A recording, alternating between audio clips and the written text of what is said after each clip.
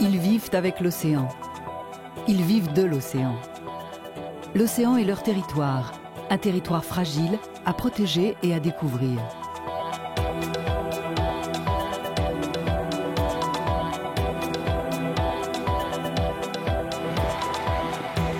Agnès étudie les plus grands mammifères vivants, les baleines, et elle s'inquiète. Comme dans tout changement évolutif, certaines espèces pourront subvenir à leurs besoins et s'adapter au milieu et d'autres non. Donc ce qui est aujourd'hui remis en cause, c'est bien sûr la biodiversité sur l'ensemble de la planète.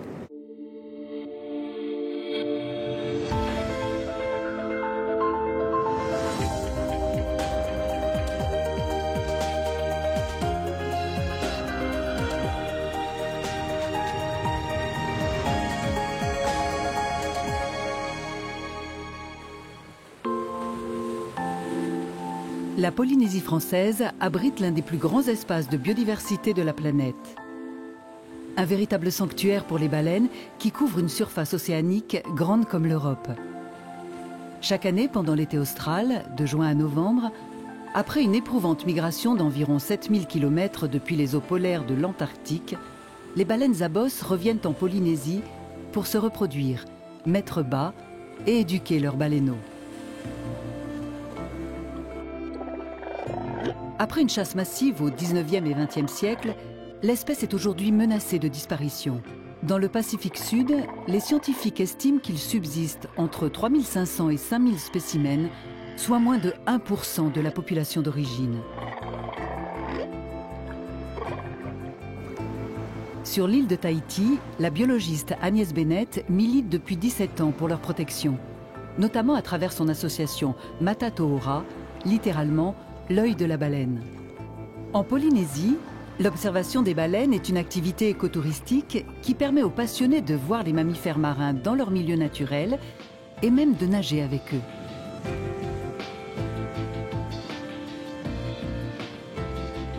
En 2012, Agnès a proposé au gouvernement polynésien un programme de sensibilisation aux règles d'approche des baleines, qu'on peut croiser à moins de 500 mètres du rivage. Depuis, avec les bénévoles de son association, elle sillonne les côtes de Tahiti pour informer les usagers de la mer.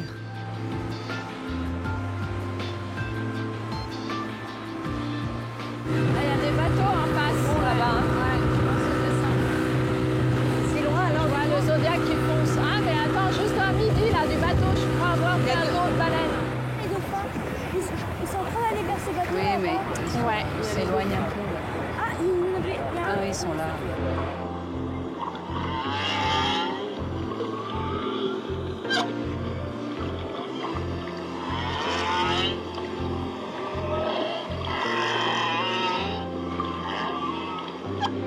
Elle est à notre gauche en fait, elle est là, pas beaucoup bougé. C'est le petit qui est remonté. Elle a dû faire un rond.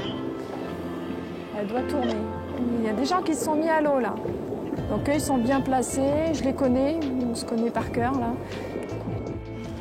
Il est très bien ce bateau. Bah oui. Il les a mis loin pour voilà. Là ça fait plaisir, on voit qu'ils font attention. Ouais.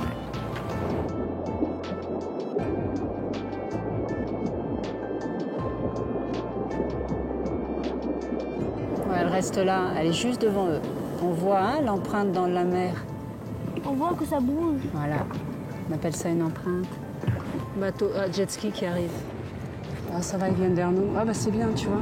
T'as vu, ils se mettent déjà juste à côté de nous, impeccable. Ils ont compris qu'il y avait une baleine devant. Il est en train de lui expliquer les règles d'approche, ça fait plaisir. Ça va? C'est Rana. Rana. Ouais, ici, tu as vu, hein, tu as maman baleine et bébé. J'ai juste vu qu'il y avait du monde. Donc tu t'es dit, c'est qu'il doit y avoir quelque chose. Voilà. Ce qu'on demande quand tu n'as pas 100 mètres entre la baleine et le récif, c'est de rester 3/4 arrière, donc hors de la zone d'observation, c'est 300 mètres.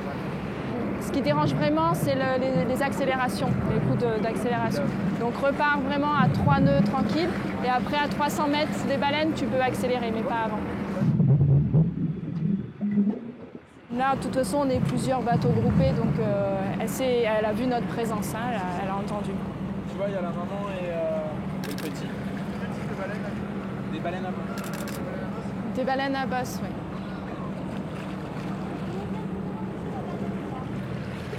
Oui, elle est certainement au repos ou à l'allaite peut-être aussi. Hein.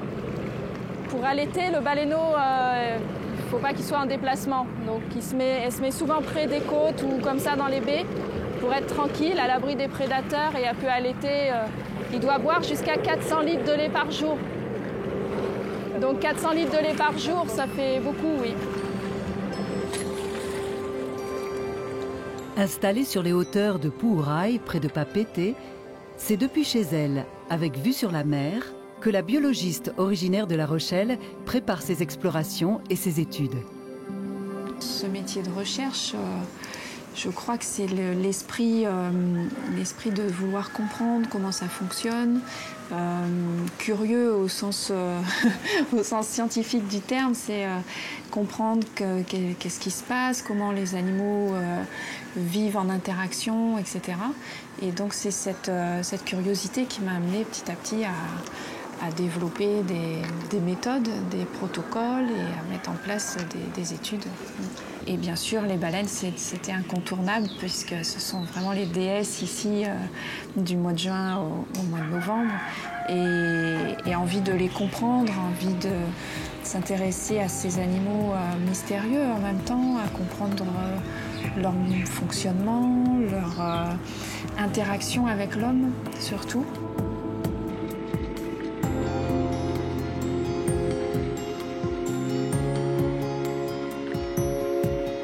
Aujourd'hui, Agnès se rend au large entre Tahiti et Moorea. Sa mission ? Enregistrer le chant des baleines au moyen d'un hydrophone, un micro étanche qu'elle plonge dans le ventre de l'océan.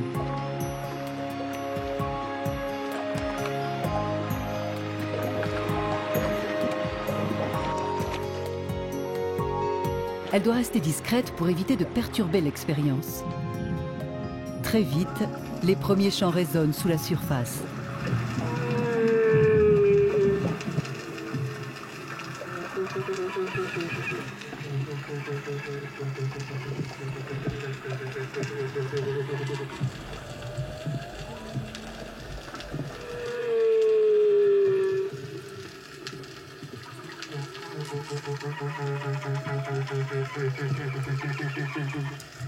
Le chant des baleines, tout d'abord, il n'y a que les mâles qui chantent et que pendant la saison de reproduction. Donc le mâle chante et inonde en fait toute une surface qui peut être très très grande. Hein. On peut l'entendre à des dizaines de kilomètres et il marque son territoire par ce chant. Et l'autre hypothèse donc, est d'attirer les femelles grâce à ce chant qui évolue d'année en année et est de plus en plus riche. En fait, il acquiert du vocabulaire au fur et à mesure. De retour chez elle, Agnès sauvegarde les enregistrements du jour. En croisant les données recueillies chaque saison, elle en déduit de précieuses informations comportementales. La biologiste pratique aussi la photo-identité, qui permet de recenser les baleines. Elle compile des photographies de nageoires caudales qui sont spécifiques à chaque individu, un peu comme nos empreintes digitales. Donc ça, c'est une caudale qui a été observée à Moorea en 2013 et celle-ci à Rurutu en 2014. Donc c'est la même. Donc ça nous permet de voir les baleines qui reviennent, de faire un suivi et de tracer aussi leur déplacement.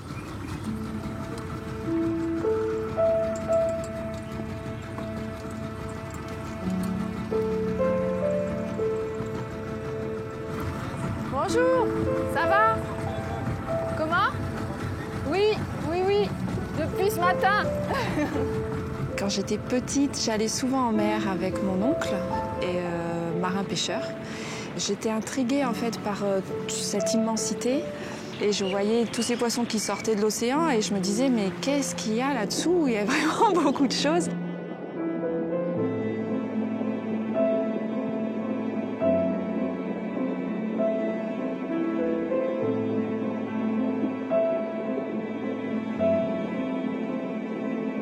Je me souviens que c'était vers l'âge de 11 ans où j'ai écrit à la Fondation Cousteau pour leur demander quelles étaient les études que je devais faire pour être cétologue, pour étudier les dauphins et les baleines.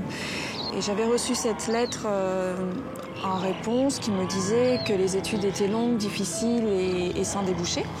Et effectivement, c'est vrai, avec le recul, c'était une réponse adaptée. Mais cette réponse m'a pas suffi, en fait. J'étais vraiment très déterminée.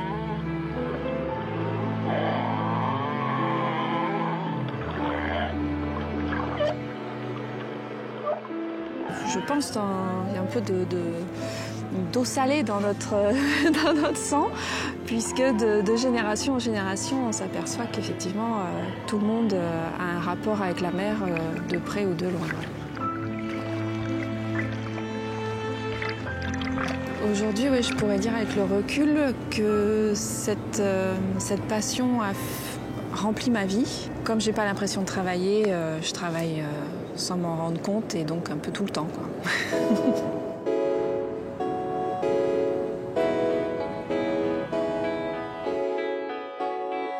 Rurutu, dans l'archipel des Australes, se situe à près de 600 km au sud de Tahiti. Son relief est original. Ses falaises abruptes de corail, vestiges d'une ancienne île volcanique, font d'elle un makatea, un atoll surélevé parsemé de grottes qui renferme d'anciens sites funéraires. L'île compte aujourd'hui près de 2500 habitants qui parlent le reo Rurutu, une langue australe différente du tahitien.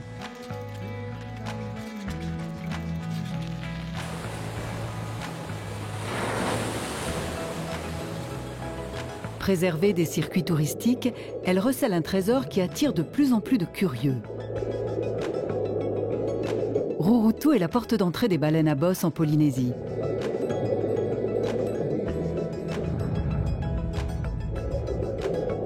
Ici, elles évoluent en toute quiétude, croisant rarement des plongeurs. C'est pour cette raison qu'Agnès se rend chez Tevai, pêcheur et référent de l'association Matatohora. Salut Agnès. Salut Tevai. Ça va bien? Ça va. Et toi? Bien, ça Oui. va. Bienvenue. Et Maruru. Et oui, ça fait un petit moment que je suis pas venue à Rurutu. Hein. Ouais, c'est vrai. Mais je voulais voir avec toi si tu avais bien reçu ta mallette et tout le matériel pour les échouages, pour le réseau d'échouage. Ouais, ça y est, je l'ai reçu là, dernièrement, là, il y a une semaine, dessus le bateau. J'ai eu la mallette, j'ai eu en fait la glacière. Ouais. Et j'ai eu en fait aussi un coupe-branche. Ouais, un coupe-branche.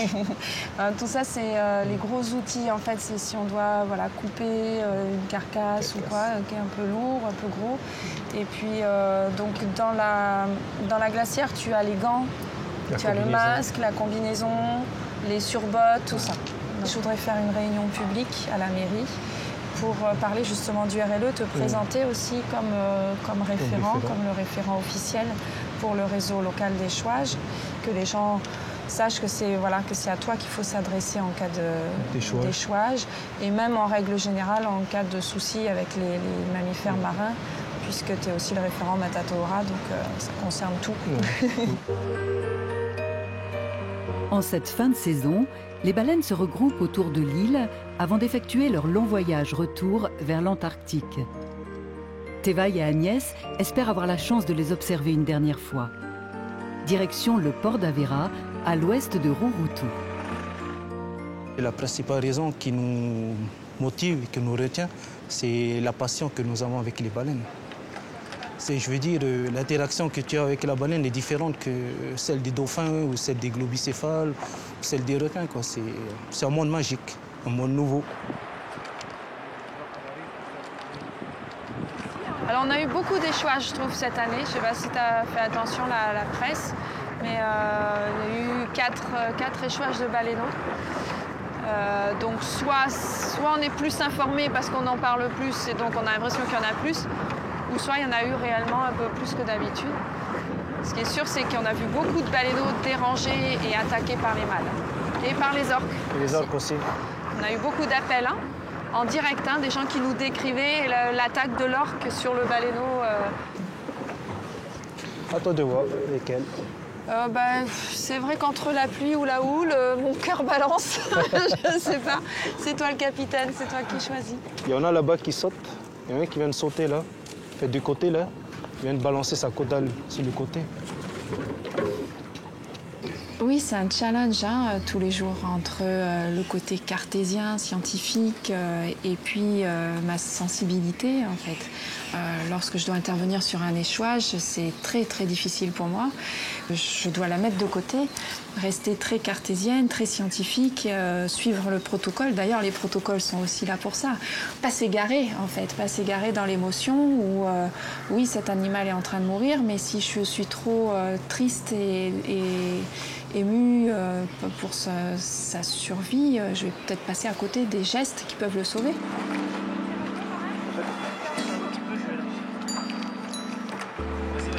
Tevaï, comme Agnès, s'est passionné pour les baleines. Pêcheur de métier, il les côtoie régulièrement. Il emmène aussi les touristes les observer et aujourd'hui, il veut les préserver. C'est aussi pour sensibiliser les gens qui arrivent de l'extérieur. Et du coup, en fait, on essaye de leur montrer l'importance, le rôle de la baleine déjà aussi dans l'écosystème.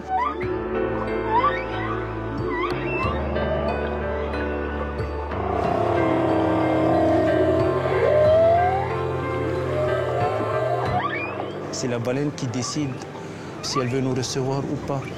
On ne va pas la déranger dans son milieu naturel, vu qu'elle parcourt plus de 7000 km sans manger. Les jeunes ici dans nos eaux, elles ont besoin beaucoup de repos. Et aussi, la Polynésie est devenue le sanctuaire des mammifères marins. Alors, du coup, à nous de respecter cet environnement.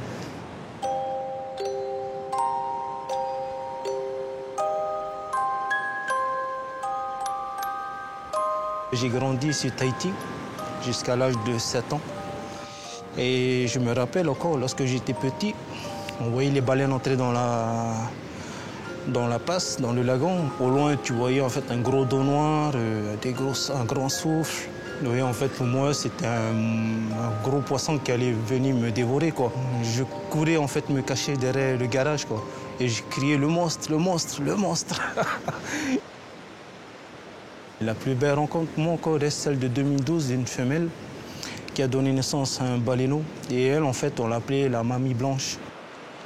C'est une baleine, en fait, dès que tu te mets à l'eau, lorsqu'elle remonte, même si tu n'es pas face à elle, elle va toujours remonter face à toi. T'as beau te mettre en parallèle, elle remonte toujours face à toi. Et du coup, en fait, il y avait un lien en fait, qui s'est créé avec cette baleine, quoi. Du coup, une baleine, elle évite de venir au contact, mais celle-là, en fait, elle venait tellement près qu'elle repliait ses pectorales contre elle, quoi. Limite, elle te faisait comprendre, viens, mais tu le fais pas.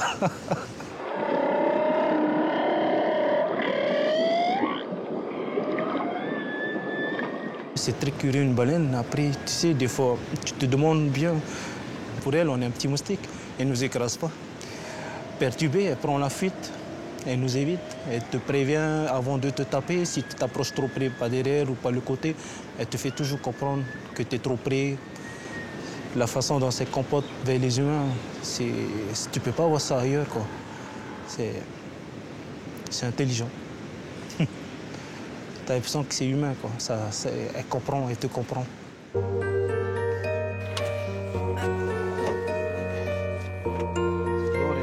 Unis par leur passion commune, Agnès et Tevaï continuent leur exploration de l'île. Ils quittent le petit port d'Avera en direction du nord, à la recherche d'un meilleur poste d'observation, en altitude. Il y a un petit point de vue là-haut quand on monte. On peut s'arrêter.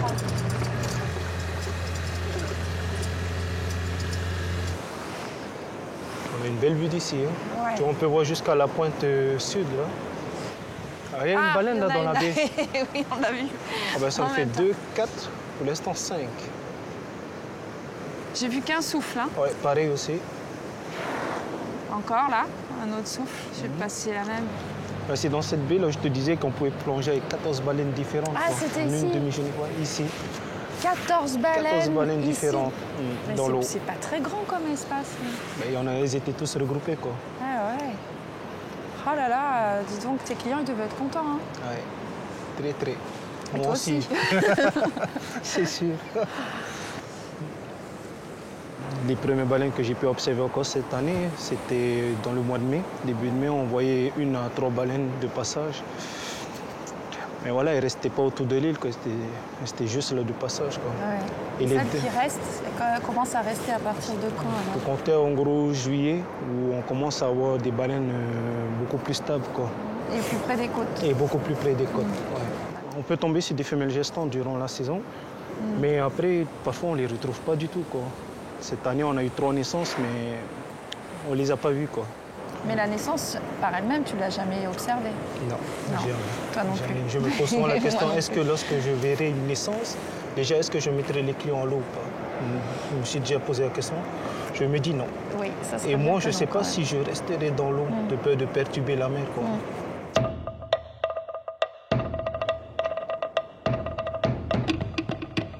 À Rurutu, la dernière chasse à la baleine remonte à 1962. Tevaï emmène Agnès sur la piste des anciens chasseurs.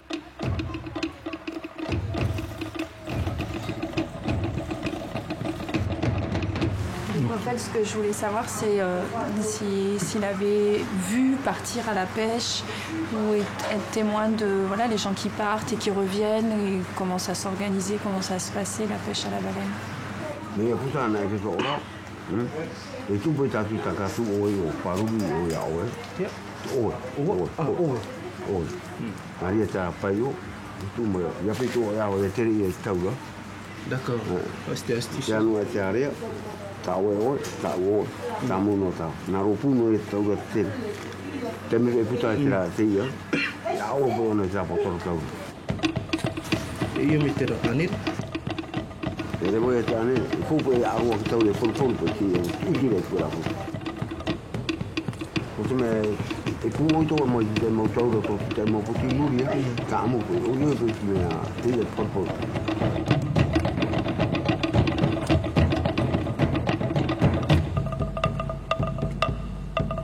E mo tata i taparina tora no fei patia. I riro rato i eito no rupu. me tira per me mai che per sta e per me sono no. Se vede poi si temo tata e mai che è patia tora. Non puoi fare. Che sta nei tu ria. Ruru ta.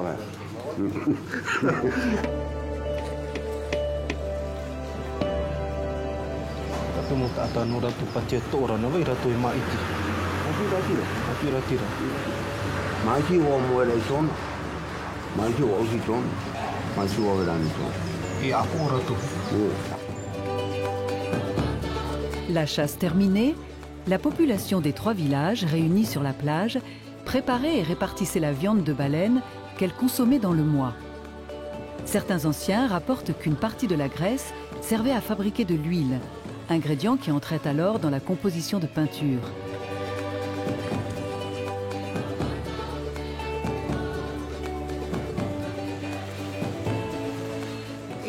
Et toi, est-ce que tu as mangé de la baleine? Oui. Alors, ça a quel goût? C'est bon. C'est bon? Comme la viande. C'est une viande qui est dense, qui est dure ou qui est tendre? Non, c'est pas dur.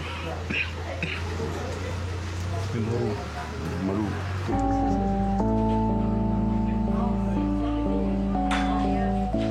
C'est à ses enfants que Tevaï essaie de transmettre sa fascination pour les baleines. On les imagine, on les dessine et on rêve. C'est une baleine à bosse. Moi, j'ai pas dessiné une baleine là-haut. C'est une baleine. Pourquoi notre dessin? On verra. Vous allez afficher ça sur le mur. Qu'est-ce que tu as dessiné là? La baleine? Oui, mais ça, qu'est-ce que c'est? Une nageoire. Comment dit-on une nageoire? Tu as oublié? La caudale. La Et- pectorale. Regarde-moi. La pectorale. regarde ça. Voilà, la pectorale. Elle est où la caudale? Et la dorsale? C'est bien. Et de quelle couleur la baleine? Orange. Non, orange. Tu fais une baleine orange. C'est une espèce en voie de disparition. Il est important de la préserver. Sans les baleines, en fait, c'est toute la chaîne qui se dégrade, quoi. Où le fait? Celui-là.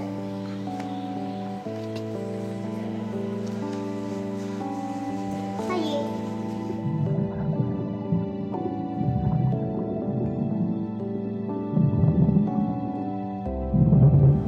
l'instant, les observations en Polynésie française ne permettent pas de conclure sur des modifications comportementales des mammifères marins dues au réchauffement climatique. En revanche, on s'aperçoit que les baleines sont obligées de descendre beaucoup plus bas en Antarctique pour aller se nourrir de krill. Nous, en tant que scientifiques, on n'a pas le droit de ne pas avoir espoir, puisque notre rôle est de trouver des solutions. Donc si on perd espoir, on ne peut plus trouver de solution. Et aujourd'hui, les scientifiques du monde entier se réunissent. Alors on n'a pas non plus de baguette magique, hein. C'est un travail sur du long terme, sur du très long terme. Pour Tevaï et Agnès, les gardiens du sanctuaire, l'océan est une ressource fascinante et précieuse. Ils ont conscience de la fragilité de ces grands mammifères marins qui exigent le plus grand respect. Ils espèrent que leur combat permettra de sensibiliser les jeunes générations à la protection et à la connaissance de ces animaux encore mystérieux.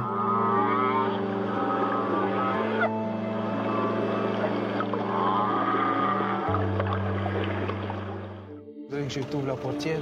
Ouais. Par contre, oui.